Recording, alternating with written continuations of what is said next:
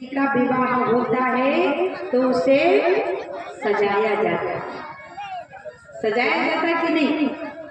बोले सब ही संभोगन करही शिंगार। जितने देवता गण थे सब आए, बोले बाबा जी, हे भोले बाबा आपका विवाह हो रहा है, इसमें श्रृंगार कर दीजिए। अच्छा विचार किया है, जब किसी लड़के का, किसी युवक का, किसी पुरुष का विवाह होता है तो उसे सजाया क्यों जाता है? माताओं को तो जैसे सजाना ही चाहिए, 16 श्रृंगार कराना चाहिए, लेकिन इस डिपार्टमेंट के लोगों को क्यों सजाया जाता है?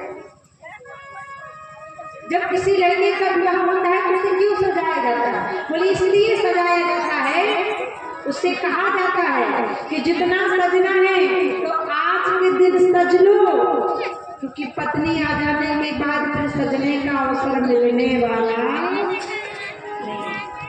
जिनके विवाह हो गए हैं उन्हें मालूम होगा सजने को मिलता है कि नहीं। अच्छा दूसरा कारण ये भी है सजाने का, बोले जब बकरे को हलाल करना पड़ता है उसे कुछ खिलाया पिलाया जाता है, इसी प्रकार लड़के को भी सजाया जाता है।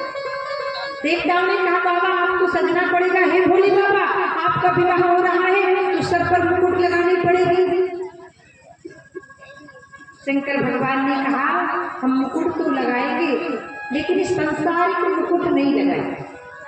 अगर आपको मुकुट लगाना है तो जाइए, हमारा एक अही नाम का लंबोदर सर्प है, उसको लेकर आइए और उसके मुख में मणि, तो उस सर्प को हमारे सर पर लगा दीजिए और वह अपना मुख खोलेगा तो मणि चमकेगी, तो वही हमारी मोर बन जाएगी।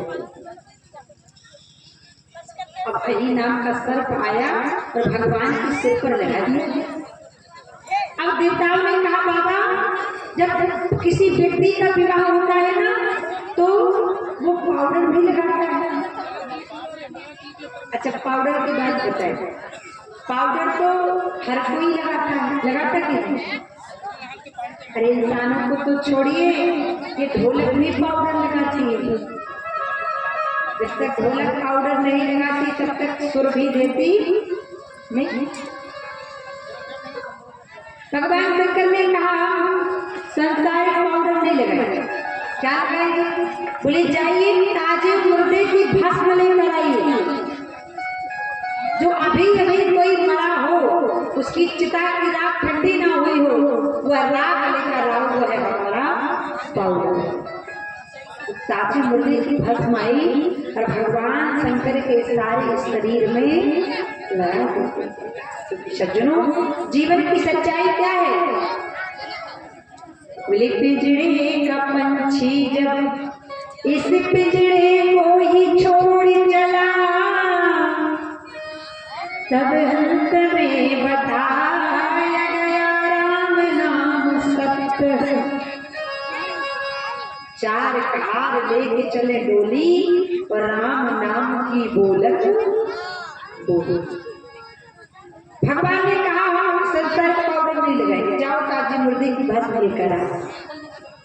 अब ताजी मुर्दे की भस्म आई और भगवान के सारे शरीर में लगा दी। बाबा गोस्वामी ने लिखा